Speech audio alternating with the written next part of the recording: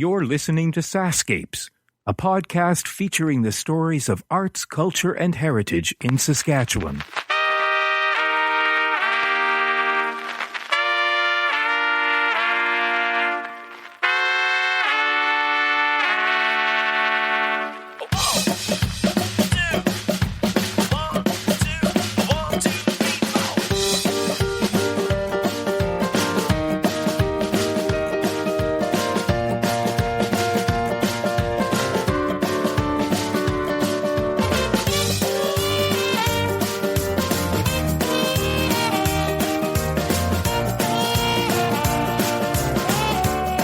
Welcome back to the continuation of the two-part series from the first annual Borealis Music Festival in Prince Albert.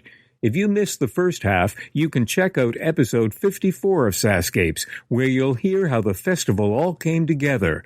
I'm Kevin Power, and in this episode you'll be hearing from three of the festival's bands. July Talk from Toronto, and from Saskatchewan, an all-girl indie rock band called the Wolfe, and Liza Brown and her band, Crazy Fox. And then you'll hear a final word of thanks from Prince Albert's Economic Development Manager, Jane Remenda. Thanks to Jane, Abraham, and all of the folks I met and the fantastic music I got to listen to throughout the weekend. I had a great time. Okay, July Talk is on this evening's roster of performers at the first ever Borealis Festival, and I have one of the performers with me, and you are? Leah Faye. Leah Faye. So, what do you think? First time for PA to have a festival of this size. Well, we're really excited because we've never even played Prince Albert before. But you've been in Saskatchewan. We have, a bunch. We've played Saskatoon and Regina, and we've driven through, but we've never stopped and got to play a show. So we're excited to meet the people and see what it's all about. Now, is this a stop on a tour? No. This summer we're doing a lot of summer festivals on weekends, and other than that, we're just working on our second album. Okay. We're in the studio and we're in the rehearsal space and just getting ready to record, hopefully in the fall. So tell me about your band. When was July Talk born? July Talk was born in Toronto in 2011, I guess. And we released our first album in 2012 and started touring and have kind of been on the road ever since. First touring Canada back and forth, and then kind of slowly making our way over to Europe and then down to the States. And yeah. Yeah, the States is a tough market to crack, huh? Absolutely. You finding your niche there? Yeah.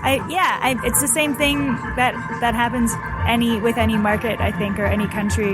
You just have to keep going back, and the crowd grows from 7 people to 14 people to 30 people to 75 people as people just come and then invite their moms and their dads and their best friends and their veterinarians and whatever. And that's how it happens. That's very specific. I think that's the best way to do it. Yeah. Very specific. Yeah.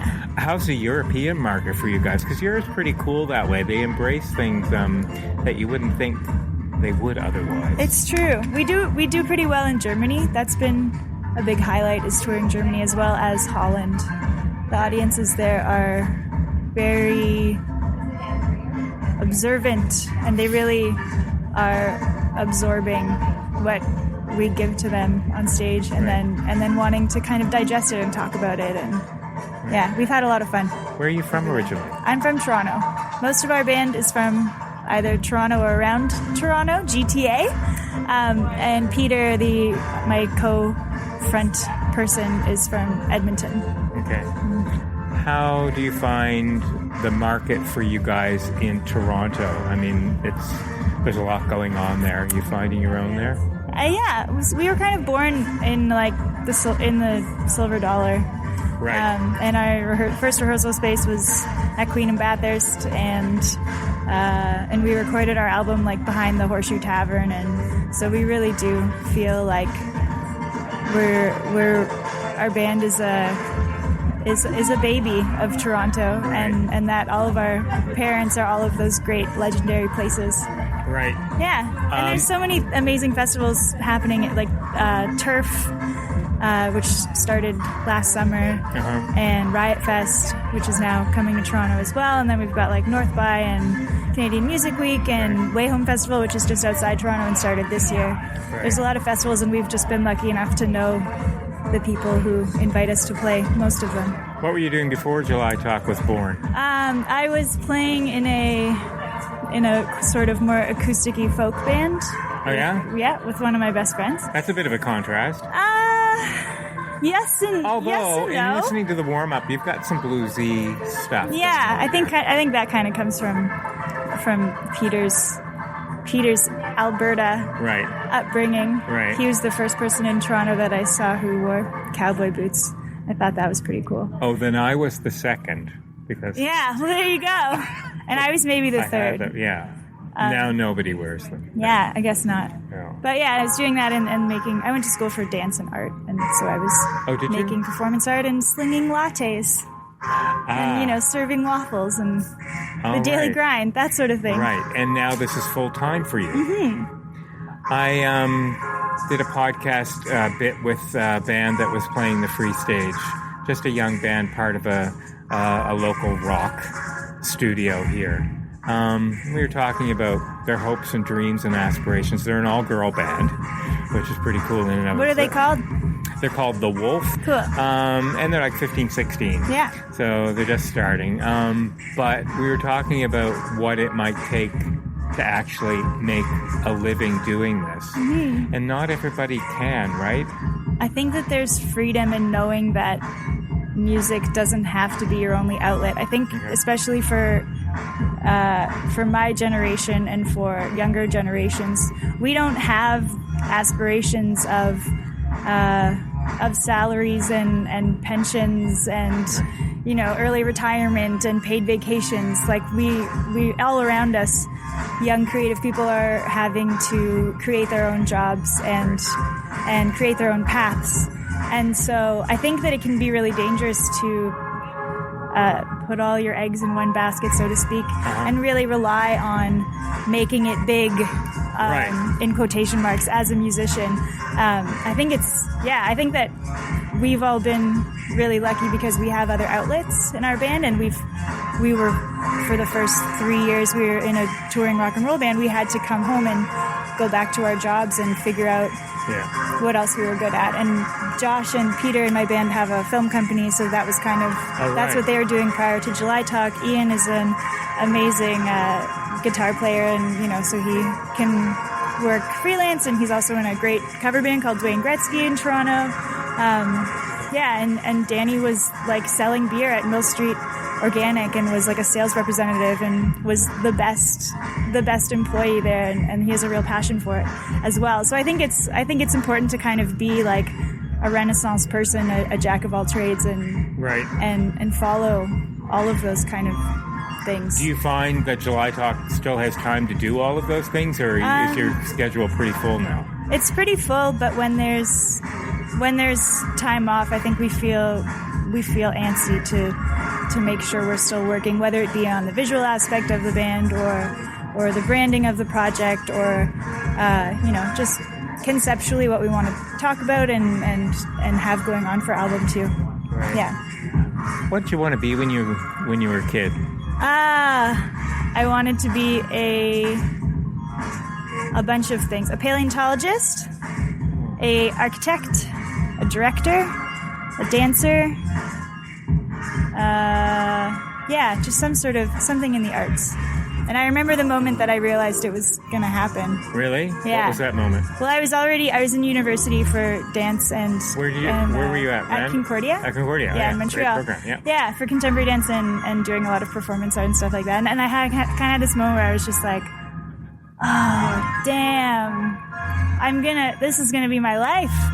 I didn't realize that. I'd been in school with kind of not thinking about the future, and then I was like, oh, this is always gonna be really hard work. Yeah. And I'm always gonna be kind of broke but happy. So yeah. There's either play it safe and live an unrealized dream for all of your life, or live happily and not just kind of trust that everything else is going to fall into place. Yeah. Yeah, totally. And here you are. I'm not even sure there are any safe jobs anymore now. Yeah, you know what? I think that's true now more than ever. My mom is a school teacher and my dad is a journalist, and they both were able to start their careers very young and had good luck in that way, and job security for years and years, but that kind of security just doesn't exist anymore. No one is safe. Yeah, it's true. And nobody gets into this to be make safe. an app, start an app, or absolutely. Get in on the shared economy, and who knows, invent something that hasn't been done before. Well, you seem to be doing okay right now. I feel pretty good. Yeah. Right on. We're happy to be here. Happy to play. I know they're happy. People are very impressed with the lineup. Yeah, totally. They done good. Oh, absolutely. For a first year festival, this is rocking. Well, rock the house tonight, eh? Yeah, we will. Good to talk with you. Good to talk with you too.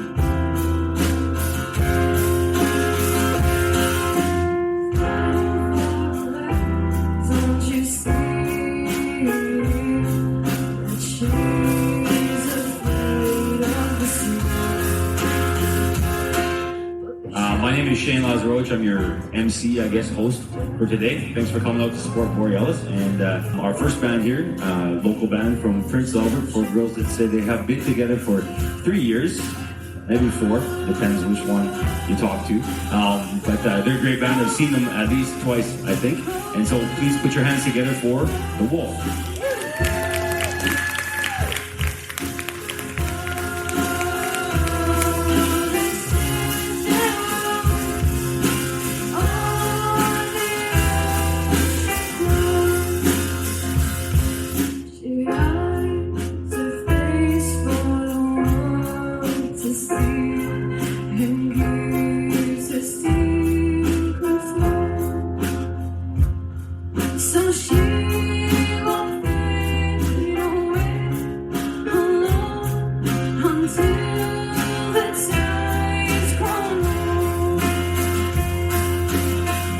Back in the posh backstage artist trailer, and I am sitting here with 5 lovely ladies, 4 of which have just performed in a band, a rock indie band, I would say, called The Wolfe, WOLFE, which I'm going to find out why that E is on there.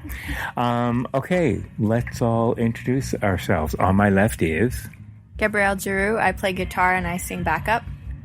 And Siobhan Veda. I play bass and I sing lead vocals. And Andy Neufeld. I play keyboard. Tessa Thompson, and I play the drums. Okay, great. And the reason why you guys all wound up playing together is Miss Lucy James, who's also here with me, who started this really cool program that we're going to find out a little bit more about in a bit. So you're all part of the Jam Street program, which Lucy started, but you've been playing together for 3 years, right? Yeah. Okay, so is that when you all started the program 3 years ago? Yeah. And where are you all from? Gabby, where are you from? I'm from Prince Albert, and I think we all are. Yeah, we're all from PA. Yeah. Oh, you're all originally from PA. Yeah. Okay, good. Born All right. Mm-hmm. So how did you first hear about the Jam Street program? I think it was Gabby told us about it. my It was mom. Tessa.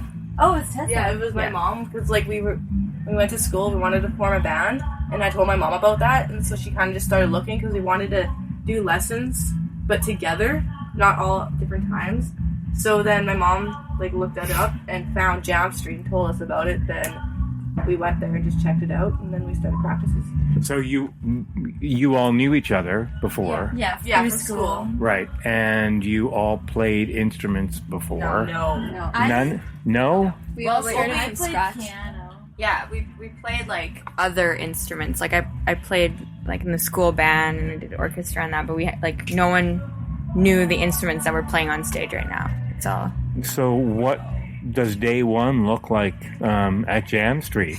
Learning how to hold the instrument. Wow, so it really is from scratch. Yeah. Right from scratch. Didn't know anything, but Okay, and what's the commitment like to that program? Is it after school, once a week? yeah, after school. 1 year we did twice a week. Okay? Yeah. We do like our own practices once a week, and then we go to Lucy's once a week. Okay, so how quickly do you form a band? How far into the program? The band, like, they start playing as a band from day one. So they came in for their first lesson. They picked a song that they wanted to do, and I arranged it for them and gave them their parts and taught each person their part. Right. And then they started putting it together. So the four of you, at this point, is it just the four of you that have started from day one? There's not other people, like you haven't sort of chosen who amongst a bigger group you're going to become a band with? We used to have another bassist, but she had to drop out, sadly, and then that's when I took up bass. Like, originally I just sang. Okay. So we need another bassist. So I started playing bass just for that reason. Okay. And it kind of stuck with me, and I like it now. So. Okay, but I guess what I'm thinking is, what would have happened if only 2 people had signed up? Like, how do you get 4 people to all show up day number 1? Right, well, ideally it is 4 friends or 5 or whatever who want to be in a band together. This was the ideal situation because they were already friends and they stuck together. But sometimes there are just 1 or 2 people who want to join up, so I just gather names and ages and instruments and interest, and I do a consultation with them, check out where their talents lie, and then I try to group them together. So you're holding the sessions as people come together. You're sort of bringing people together, and then a new session will start with another crowd of people, so that you've always got... So are you working every day then with different groups? Yes. Yeah, I have like a jam session or a practice or lesson is full hour once a week. Right. So I have like different groups, and I work most days. Yeah. Okay. So when did you guys start to feel like, yep, this is going to be a good combination? Or was there a point where you kind of thought, I'm not sure if our group dynamic is working well enough to make this stick?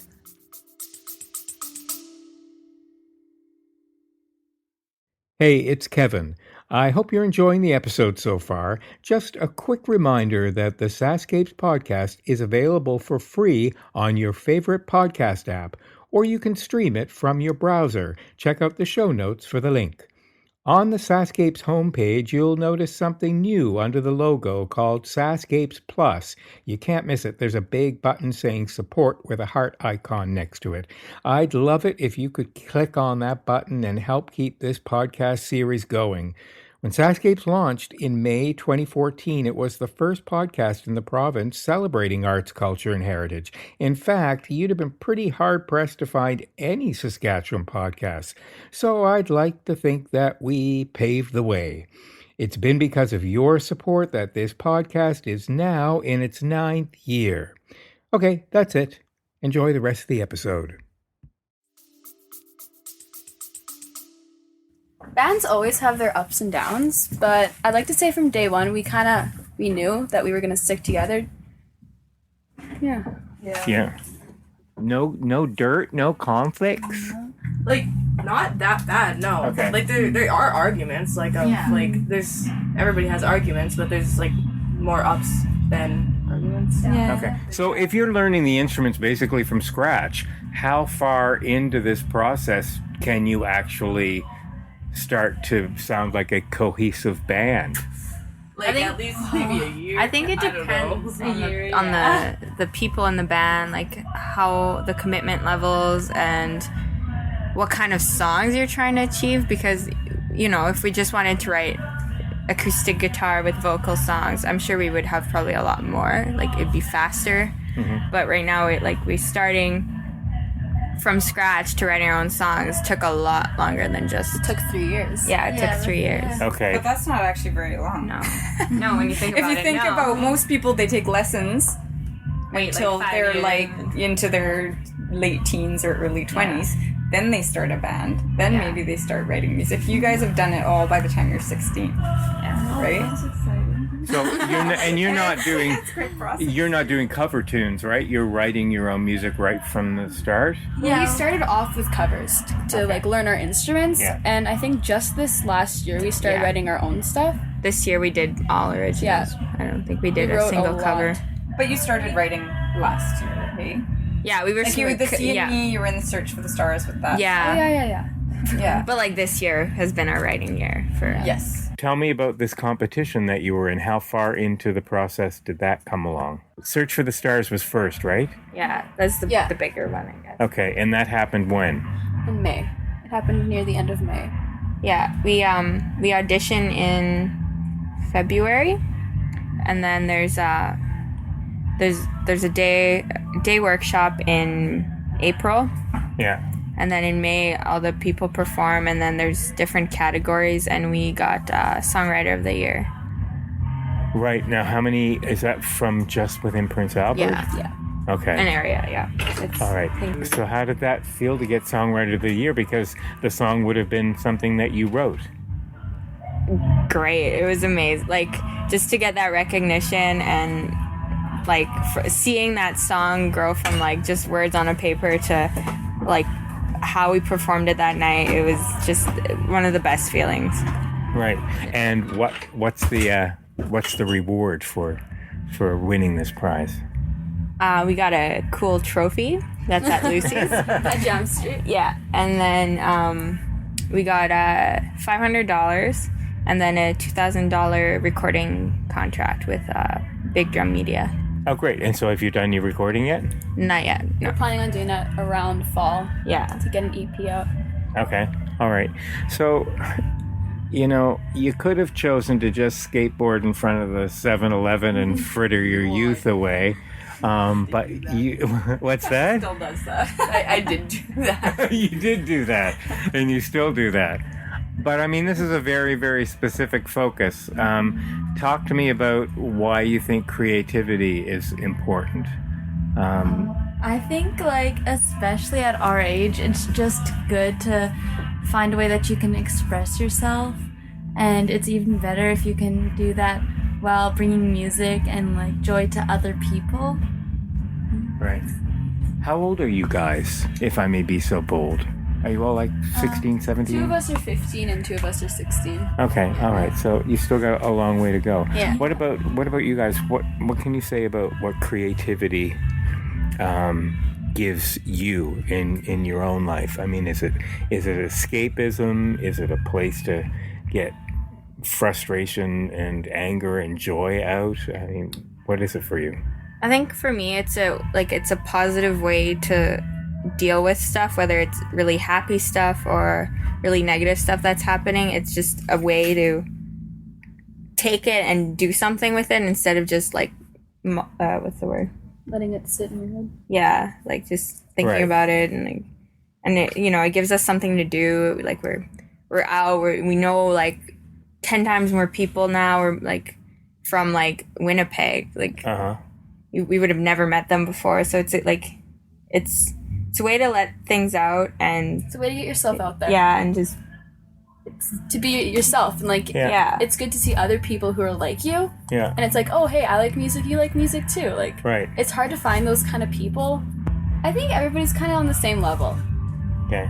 everyone has their own music. Yeah. So music might even be considered sort of like the common denominator of levels the playing field. Yeah, because everybody likes their own kind of music, and then I think it kind of divides on what kind of music you like. So what kind of music do you like? Who influences you? It's like 80s rock. Hey, The Who is coming to Saskatoon. Yeah, and Joan Jett. Yeah? Yeah. So those are the kinds of things that you would listen to as well? Oh yeah. I like It's such a hard question. Yeah, it is, because you it's... pull like ideas from everything. Yeah. And it's hard to pinpoint exactly what genre you listen to. Yeah. I just say alternative because that's like the If biggest. it's so many things. Yeah, I guess I'm always curious to know where people draw the line musically, because music is purely subjective and we all have a right to say, that's not my bag. So I'm always curious to know. I would say like trash metal. Like I like metal, but there's sometimes it's just a bit much. The band playing right now is kind of similar to our sound, like they're alternative rock as well. I think if you get into like live music scenes, a lot of it is more singer-songwriter alternative folk rock. There's a lot of like underground punk right now, I find around here. Growing up, we still listen to all of our music on my dad's old like vinyl record player, so I don't know, we still have that kicking around with a bunch of old things, but that's like all we used to listen to. For me, it was the cassettes. Yeah, I listened to Cassettes? cassettes. Really? Yeah, that's what I grew up with. Have you ever held an 8-track in your hand? I haven't. That's really... Cassettes. That's okay. Lucy and I are rolling our eyes going, oh boy, I remember those days.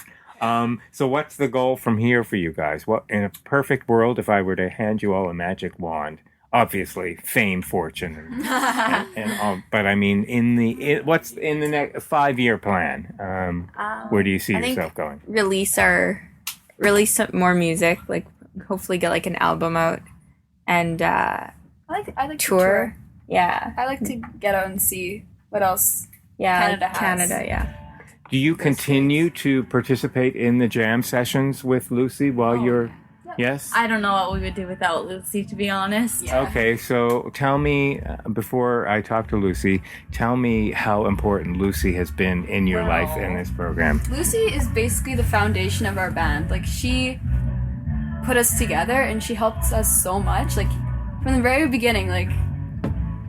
We would not be here. Okay. Yeah. Are there times when she really pushes you and says, you're not doing it? Or is every day that you're together perfect, we're always even? playing perfectly. No, I think the good thing with Lucy is that she's honest with us. So, like, if we're doing something that's not good. She'll tell us, like, because if you get input from friends and family, and they're like, that's really good, and it's like, was it really? And then Lucy would be like, no, you guys, like, this needed to get a little bit better. And it's good to have that kind of honest to God feedback. Yeah, especially on live performances, practices too. Lucy, how do you know your stuff? How do you know this so well? You told me a little bit about your background yesterday. Right. Well, I went to music school, and I've taken piano lessons all of my life, and played the piano. And after music school, I joined I was in several different bands. I started songwriting actually when I was 15 as well. Yeah. So I've always written songs, played music, played in different bands. So I've had quite a lot of experience playing live and touring. Yeah. And I'm also a teacher. So I've got the pedagogical background to teach. And But what drew you to this rock camp concept? Right. Well, actually, I was teaching in the school system in Switzerland. And in the school system there, the band program is rock band. It's not wind ensemble like it Which is funny. You would not think that of Switzerland, right? No, yeah, exactly. They've got, classical music is very alive in Europe. Right. And so, and it's very popular, and lots of people really go to the classical concerts. But no, in school, it's rock band. And the problem was that everybody joins rock band. So you've got 12 kids in rock band, and it's not very ideal to actually be a rock band with 12 people. And not to mention it's extracurricular, so people don't come, they don't show up. Every year it's different. Every year you have to regroup the band. So you don't actually really get anywhere. And so when I moved here, I thought, this is an awesome idea, but it has to be perfected. Right, because there's not been anything like this here, right? No. Yeah, no, exactly. Okay. Band lessons in the school system here are wind ensemble. But when you say it had to be perfected, what does that mean? You mean it had to be done seriously? And it had to be done seriously. Like, I like the idea of teaching rock band, but not to 12 kids who are sometimes showing up and sometimes not. Okay. I wanted to produce bands. So get 4 committed people together and teach them how to be a band. And have the ideal timing. I noticed, just from experience, 45-minute lesson is too short, an hour and a half is too long. So I'm like, okay, I'm making it a full hour lesson. I think that teenagers can concentrate for that amount of time. And they need to come every week. Sometimes in Switzerland, I was teaching every second week, so they would forget everything. Mm-hmm. So I'm like, a full hour lesson once a week, committed members, only 4 or 5 people. This is going to work. That was my assumption that would work. Okay. And it has worked. But it hasn't not all of the groups that you've worked with have gotten to the point that these ladies have, right? No. Right. So what is it about this this group that has just sort of worked to get it this far?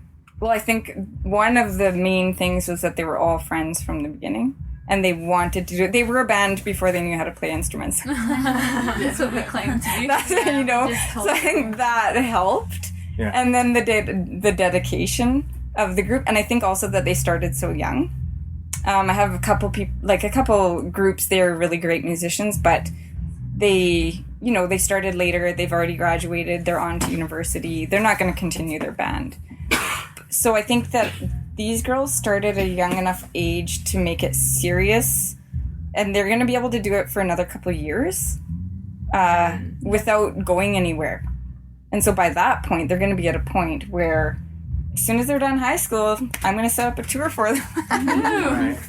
Are you worried that you'll all go, that you will eventually get to university, and that somehow this will start to fizzle out just because life happens? Yeah, I'm scared that we're all gonna want to do like our own thing, because I'm sure we could do it, like we could stick through, but then I know like we all have the things that we want to do after high school. Like I know I want to travel and like go see the world. You know, I could do that when we tour the world. Yeah, that's true. Well, I always think life is just about conglomeration of experiences. So, I mean, this experience will impact you for the rest of your life, whether in 5-6 years from now you're still doing this or whether you've chosen different paths.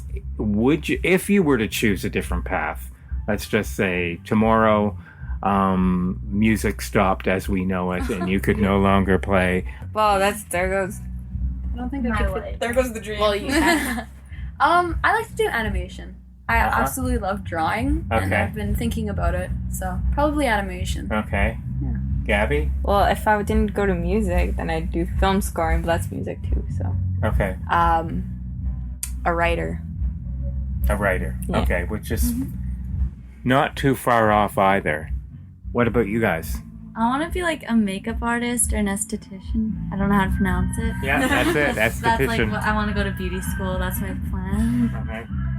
It's interesting what kind of dedication it takes to be a professional musician and really, really go, this is it. There's going to be tough times. There's going to be times where I'm not making a lot of money, but it's not about that.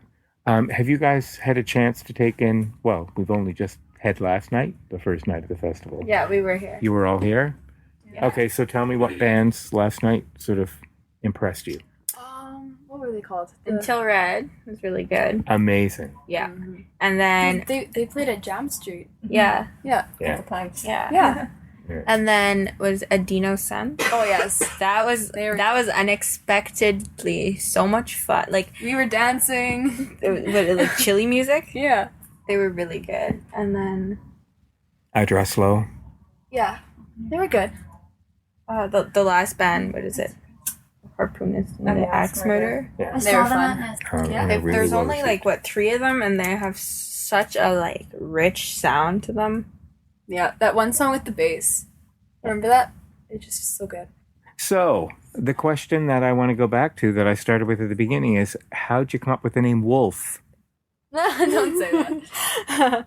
Just like there's this like different views on wolves for a long time, that they can be good and they can be bad, and then I feel like sometimes women are seen that way, where they're like the caretakers, but then if they try and do anything for themselves, they're seen as selfish or like mean or rude. So there's that part of it, because we're like four girl rock band isn't very popular. And then the E at the end is I'm French, and in French you always put an E if it's a feminine thing. Yeah. So we put an E So at if the you're end. an Eon. Yeah. You have to listen to a podcast called The One You Feed, which is a profound podcast that starts the same way every time with every guest, and the host tells this fable of a grandfather talking to his grandson, and he says, there are 2 wolves inside of us, a good wolf and a bad wolf. The grandson looks up at the grandfather and says, which one wins? And the grandfather says, the one you feed. And it's all about the fact that we all have good and bad, and the one that drives our life is the one we feed. Yeah. Is the one we put out there, the one that fuels us. If anger fuels us, that's the bad wolf you're feeding. It's an interesting podcast, and the conversations that follow are all sort of based on that. So that'll give you another thing to think about with the name Wolfe. That's also the cool thing with our band name is we get a lot of input with it. Like after one performance, we had a woman come up to us and First Nation lady, and she loved us, and she was like, how did she say it? I don't remember exactly. She's like, I love the name Wolf because it means powerful woman, and you're so powerful, and she was just so sweet. Wow. So she got that connection right away, which makes sense because First Nations culture is so... the wolves are very, they're looked upon greatly. Yeah. Yeah. Wow, how did that feel to get that kind of feedback? It was pretty good. Yeah, like, the first time someone actually, like, put their own meaning on the word for us and explained it to us in their own way, and it was cool seeing someone do that with our own stuff. It's like if someone took a song and told us what it meant to them, Yeah. But it was with our name, so that that doesn't happen very often. I hope you're enjoying this episode. Did you know that all episodes of SaskScapes can be downloaded or streamed for free? You can find us in the iTunes Store, on Stitcher Radio, and at iHeartCulture.ca. And I'm so excited to announce that SaskScapes now has its own app for both Apple and Android devices. Head over to the App Store or Google Play and have SaskScapes at your fingertips with just one easy tap. Remember, we love hearing from you with your feedback in the review section. And now, back to the podcast. Are you getting a lot of feedback from people afterwards? How about people like your age? I mean, do you see yourself as inspiring other people that are in your age category in this town? We've done actually a couple workshops with some younger girls than us. Some like motivational, motivational speaking, and we played for them, and like you just saw their faces light up, like they saw us play and they're like, hey, I could do that, or like we were telling, follow your dreams, not to be like cliche or whatever, but and they from the start of the show, and then by the end they were up on stage singing with us. Okay. Like it was amazing to see that kind of change just in a couple hours. But not everybody's going to be as extroverted as you guys are. So what would you say to somebody who says, I would really like to do that, but I have no talent? I'll suck at that. We didn't really have talent on our things before we started. You just got to practice, and you'll eventually get good at it. Yeah. In the beginning, we were very introverted. Is that the word? Yeah. Like our first performance, was so small. It was so scary. Getting up on that stage for the first time was absolutely terrifying for me. Singing in front of people. I've never done that before. Our first band practice, Siobhan couldn't sing in front of us, so Lucy had to take her to the back room. And she'd sang "Oh Canada," I think. Yeah, okay. Yeah, she basically whispered it into my ear. She was so Really? Compared to my face now. was all red. I was so scared of doing it, like being vulnerable almost. Yeah. But that's the power of the arts, is that you scratch an artist and you'll find some very, very shy, introverted people sometimes that this is escapism for them. It is. Well, so many of our friends who are musicians are so quiet and relaxed, and then they're up on stage and they're jumping around and they're getting into it, and it's like Alex. Who's that? Oh yeah, we have a friend who's in a band, and he's very exactly chill in person, but he's crazy. Like backflips and running across the stairs, and then he gets off and he's like mellow again. Yeah, I think you need mellow to recharge. Yeah. But I was going somewhere with that. The band's helped get us Outside more confident in ourselves Yeah. and our abilities in that.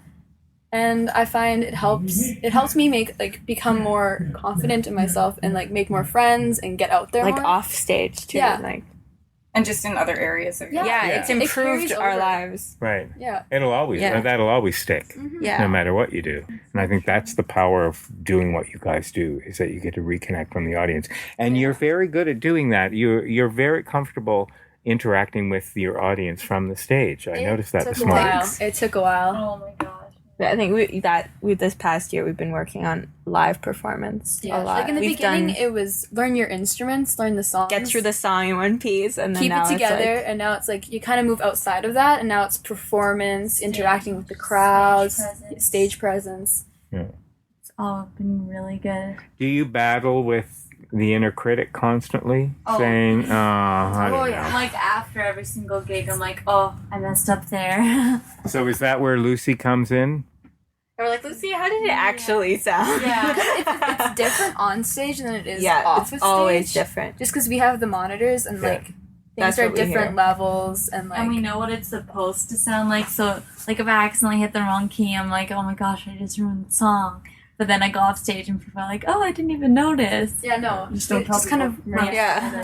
We're going to wrap it up, but I just want to have one more question for you. What would you say to young people in your age category living in a town that don't have Jam Street going on, that don't have any organized lessons going on? What do you do if you just really, really, really want to be creative and do what you guys are doing? Right. Just do it. Like, if there's no shows, make your own show. If there's no lessons, go on YouTube. Like, you can learn anything. Yeah. Just look it up, you know? And would you say listening to as much music as you can is really, really go to important? live performances. I find are the Yeah. best. Uh-huh. Like, there's a difference between listening to iTunes, a CD, Yeah. and going to a live performance. Yeah. It's just so much more authentic to get performance, technique, like sound. Like, you learn so much. You can meet people there, Yeah. which might have the same passion as you. Yeah. Build up a bigger show, you know? Yeah. Yeah. Just do You it. just have to like- get yourself into the scene and just kind of just go in head first. And if there is no scene, make your own scene. Yeah. There's guaranteed to be at least one more person who will help you. Yeah. That wants it as well. Yeah. That they're scared too and they don't know what to do, and I'm guaranteed there's another person that will want it. Yeah. Yeah. Right on, you guys. I think you're all really cool. You're really, really lucky to have this program and lucky to have Lucy in this town. And congrats for coming along so quickly in 3 years and then to all of a sudden have made it to the Borealis Festival in its first year. Get out there and promote the heck out of this festival. Oh, yeah. Now you get to add this to your credit. Yes. You played at Borealis. That's right. Well done, you guys. Great to meet you all. Thank you.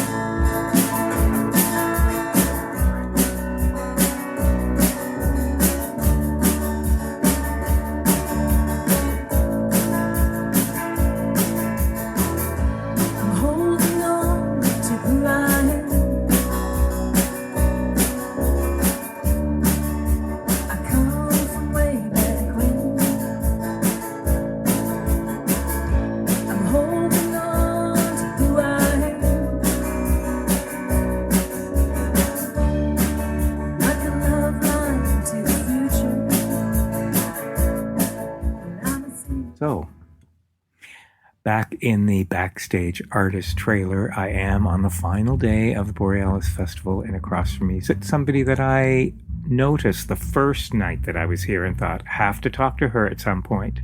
Liza, I'm going to call you Liza J. Brown, just because I think Liza Jane Brown is just so rhythmic. I like that, but you go by Liza Brown. Thank you. Welcome. Yes, thank you, Kevin. It's really great to be here, and I know that the Borealis Festival, first annual, is a wonderful event for Prince Albert, Saskatchewan. Yeah. We have a lot of opportunities here, I think, that would just make this festival grow, and it's a real privilege, I think, for me personally, and I can speak for the band, Crazy Fox, that I play and sing with. Mm-hmm. We're excited to be part of it. It's like it's just a bonus thing for us to be saying, yes, we get to play at the Borealis Festival, the first one in PA. And it's, the experience so far has been wonderful. Organizer Abe Lancaster, who I've known through Prince Albert, through his musical ventures here in PA. and have seen him at other local events. He's done a wonderful job. I know he's not the only one, but he definitely, I know, is one of the key people because I know he loves music. Yeah. And that's ever since I've met him. Yeah. That's how I know. Right. And so I know it, the Borealis Festival, when they put the call out for local artists to audition, I thought, let's go do this, and I presented it to the band, and they were like, audition? Because they feel a little bit, intimidated. I guess you could say they're fairly new to performing live. And I said, oh yeah, let's just go audition. Let's just give it a whirl. What's the worst that can happen? We go audition, we get in, or we don't get in. Right. Let's just go check it out. Yeah. And so they said, okay. And so I took them to sort of like making that step. Let's audition. And we did. Had fun auditioning, and we're really excited when we got the news that we got in. I know for a fact this is going to be one of their highlights for this year. Last year, we had the opportunity to play at the National Aboriginal Indigenous Games in Regina. In Regina, right. And that was like, woo! Right. It was just awesome. And so this is now, this year, I think this will be our big woohoo. That's great.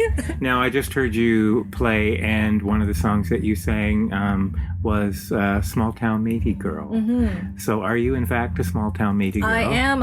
I'm a small town Métis girl who grew up north of Prince Albert, in a place that's more known on the map as Tweedsmuir, Saskatchewan. Oh, yes, right. Out in the Emma Lake area. Yeah. And there's a small little lake there that is in Tweedsmuir that has been re-established and named as the Fish Lake Métis Heritage Site.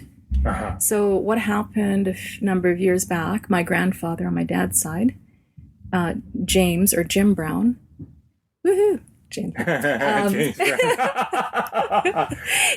He married my grandmother, and my grandmother was First Nations treaty member of the Montreal Lake First Nation band. Mm-hmm. My grandfather, though, Jim, he was a half Cree and half Scottish.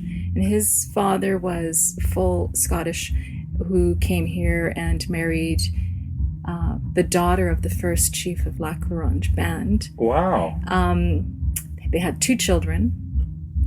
And that would be my great-grandmother. She passed away when my grandfather was a little guy. So he then was raised for a while by his grandparents, her parents, and then was raised by his auntie, his mom's sister, who was married to the Bear family. Mm-hmm. It's one of those family stories where it gets right. all, but he eventually, what happened was because he was living in the La Ronge area with his grandparents, when he moved with his auntie, she was living in the Little Red First Nation Reserve out here just outside of Prince Albert. And that summer, along in that lifestyle there, living there, he met my grandmother. Wow. In those days, when the First Nations woman married non-status men, yes, they lost their rights. So they had to go and live somewhere else. So the 2 of them moved to a place called Tweedsmuir, Fish Lake. Right. And they were one of about 8 or 9 families that lived around the skirts of the lake. And they were all of similar background. So they were all half-breed, Métis types family who have been displaced somewhat. Okay. And that's where my dad's parents lived, raised their children, my dad included. And then as my dad became an adult, at some point he married my mom. He married along the way. And then at some point, when I was about a year old, they moved back to Tweedsmuir area. And that's where I grew up. Right. So I grew up in the quiet country sort of Tweedsmuir, where there was just our house, and then right beside us was my grandparents' house. I was the only child for about 8 years. Lived very wonderful life, very limited, though, when I think of other people my age. When I say to them, yeah, well, when I was a kid, we had to go and get our wood. We didn't have electricity. We didn't have running water. So our home was a very modest but comfortable home that my dad, he was a carpenter. And so he, it was a very modest but a wonderful home.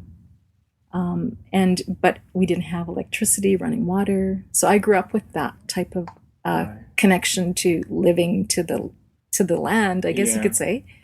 And, some of the funny stories would be in the wintertime, having to go go for a walk with our pillow sack and our scooper and going to collect clean snow to bring it back. Wow. And then melt it to use it for cooking or for washing or for whatever. And so I grew up with this sort of unique kind of upbringing that at the time when I was a kid, of course, you just go through it. Yeah. You don't really know any different. And then when I started to go to school, actually when I was about 4, my dad advised my mother to teach me English. Oh. Because prior to that, I was fluent Cree speaker and, understood the language. And he advised my mom, we need to teach Liza English. So my dad my dad's been passed on now for about 23, 24 years. He had now that I understand his story, right. He was quite an astute, bright person who was just, unfortunately, during the times that he grew up, he was limited. And so I think that it's sort of, it didn't hold him back, but in my eyes, I think I know what his potential probably could have been, right? Sure. He just had some really neat foresight in terms of like the conditions of the people, or I say people as in like Métis First Nations people. He seemed to be quite, when I hear the stories and I continue to hear and learn more about him, I'm impressed with, I learned so much from him that I continue to learn, even though he's been gone now for 23, 24 years. So I'm married, I'm not married, I'm named after Liza Minnelli. Are you really? Yeah. It's so cute. My sister's name is Olivia. Oh. He wanted to name her after Olivia Newton-John. Oh, wow. So my mom said no to the Newton. Okay. Yeah. Right. If you did you have a brother? My brother is Gordon. He's a senior. Because he would have been a great Newton. Newton would be a great boy's name. Yeah, it would have been. Yeah. So was he a musical influence for you? He was, because my dad was quite the character. He was a storyteller, very witty.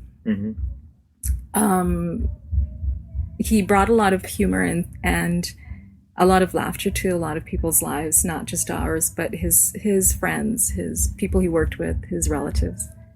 When people tell me stories of my dad, there's always laughter involved. So he loved music.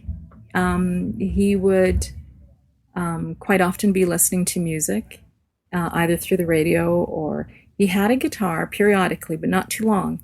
My dad liked to give things away. Oh. And so... Generous in spirit? He was very generous. He would, be giving away things sometimes to my mom's surprise. What? So he was not a pack rat. No, he was like, he'd like to live a pretty simple life. And so it was funny. The one memory I have of him is, when I was younger, I remember as a child, he loved classic country. And I remember him singing, just singing, not with a guitar or anything, but just singing. And there's a really funny image I have of him playing the broom as his guitar. Oh, wow.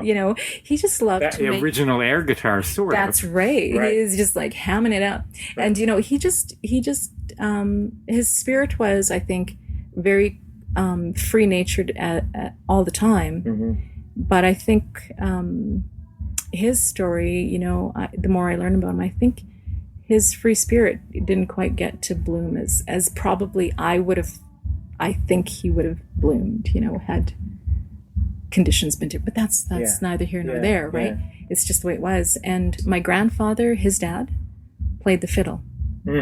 So, I grew up listening to people playing guitar, playing the fiddle, singing.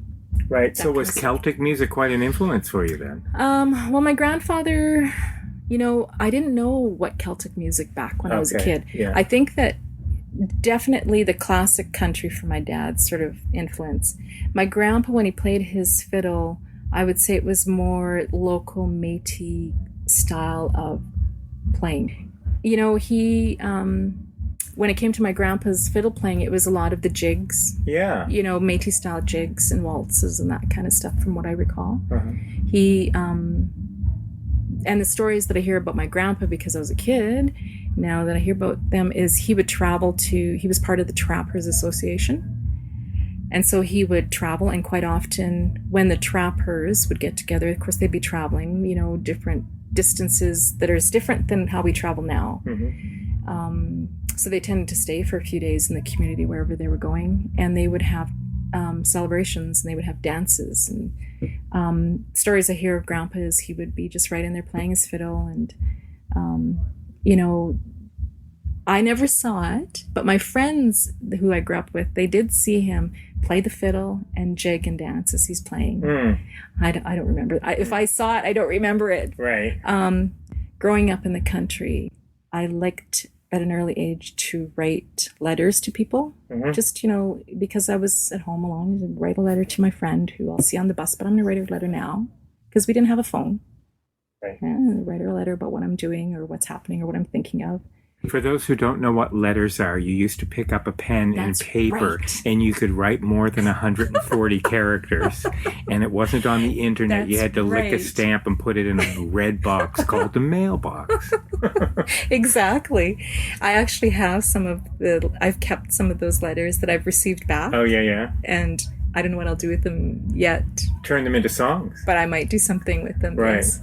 And so, I discovered poetry. This is kind of cool. Mm-hmm. And, when you're in school, you have to do assignments. And my mom was really proud when I won a thing for writing a poem at school when I was about grade 7 or grade 8. And she was really quite proud of that. And so as I continue on to my teen years, going through lovely teenagehood. Uh-huh. Yeah. You know how that is. And so I had a lot of, I guess you could say, I'm an introspective person by nature. Mm-hmm. A sensitive person. As are all good musicians. And thank you. And teenage years weren't horrible. Mm-hmm. I learned a lot. Mm-hmm. Wouldn't wish it for my daughter. Yeah. And she never did, thankfully. I made sure that I, took care of some things to make sure she didn't have to do, Not that my parents, it had nothing to do with my parents. It had to do with my own personal spirit. Mm-hmm. Because when I was a young teenager, now that you know a little bit about my dad, I loved him and I still love him, and he'll be like forever, like just someone that I just adore. But when you reach those teenage years, everything comes into question, right? Mm-hmm. So I said to my mom and my dad when I was, I think, 13, 14, I said, I need to go, can I go live in Saskatoon with Auntie? Big city. So my mom's like, no, her eyeballs get real big. Mm-hmm. No, you can't go. My dad says, well, let her try it. So I left. That was when I started to sort of branch out on my own. I always came back home. Yeah. But I needed to just sort of get away because I knew that if I stayed where I was going to end up in some serious troubles in terms of doing myself not well. Okay. And I think my dad recognized, a lot of people say that my dad and I were best friends, mm-hmm. that I was a lot like my dad. Mm-hmm. And I think in hindsight, my dad must have recognized that in me. So whenever I needed to branch out a little bit, he was able as a parent to let me go and try it. Right. Even though it might not have been something that parents would necessarily, Right. just trusting and knowing that that's going to be okay. One of the songs that I sang is, for my dad, he's, don't go looking for trouble. Right. Like, just go out there, and because you know what, no matter what, if trouble's going to happen, it's going to be there anyway, right? Right. So, and then as I became a young adult, starting to do adult life, I always knew I needed to be in education. I always knew that I needed to do something with my brain. Otherwise, it was going to drive me crazy. But, I knew I had to do something. So I ended up, thankfully, going through the SUNTEP program and became a teacher, which is what I do now, and still work there. What are you teaching? I actually am in my second year, going into my third year as program coordinator for the SUNTEP program in Prince Albert. Right. I love it. It's been a wonderful journey so far with what I do with the music and what I write, and I have no idea where it's going. All I know is that it's fun. It feeds my spirit. There's really beautiful, touching moments that happen in different ways. It doesn't necessarily have to be on the stage or when you're in the moment singing. Mm-hmm. It's in other different ways that it pops up. And so I'm really grateful for the ability to do that art, to share that. And there's people, and I really appreciate when people, when they recognize my limits musically in terms of my schooling and education in music, but recognize my artistic spirit. Mm-hmm. And I appreciate that when people let me know that, oh yeah, well, that's just because you're an artist, right? And I'm pretty open anyway when it comes to, I'm always about learning. Yeah. So I recognize I have a lot to learn when it comes to music, and I'm okay with that. Yeah. Everybody does, though. Yeah. I think the death of any artist is saying, you know what, I've learned everything I need to know. Right. Even the greats continue to learn. Yeah. And even Liza Minnelli continues to learn. That's right. So it's pretty cool. I've discovered some of my favorite songwriters, because now that I'm writing songs, I'm starting to pay a little bit more attention to the songwriters that are out there that I've in the past maybe have enjoyed, but really starting to fine tune, sort of like love Bob Dylan. Right. His songwriting. I think to myself, if I met him, I don't know what I'd say, but that'd be okay. Mm-hmm. There's just some people out there that are just really cool at writing songs. Yeah. And Buffy St. Marie. Yeah. So there's a few people where I just sort of know these are the types of people that I do enjoy their songs, their songwriting style. Yeah. Well, thank you for being open to talking to me and sharing your journey so far. Thank you. I have no doubt it's going to be fabulous from here on in. I love your family stories. They're what inform how we move through life. Mm-hmm. And you've got some amazing memories of your dad. That's pretty special. Mm-hmm. I look forward to looking into, like, Googling your podcasts. Yep, they're pretty easy to find. I'll tell you how to do it. Perfect. Awesome. Thank you, Ms. Liza Jane Brown. I just love the way that rolls off your tongue. Yes. Thank you so much. Thank you. Let's give it up for Liza Brown and Crazy Fox. Awesome. Thank you so much. What a way to start a beautiful, long Sunday morning. It's we should wake up that way every Sunday. That's just great. We'd like to introduce Kevin from SaskCulture, who's been here all weekend doing recording a podcast. And sorry, Kevin, I forgot where they could find the podcast. SaskScapes on iTunes. Okay, so if you go to SaskScapes, you'll find it on iTunes. So thank you very much to Kevin and SaskCulture for doing that for us. We appreciate it. Thanks for listening. The SaskScapes podcast is created and hosted by Kevin Power for SaskCulture.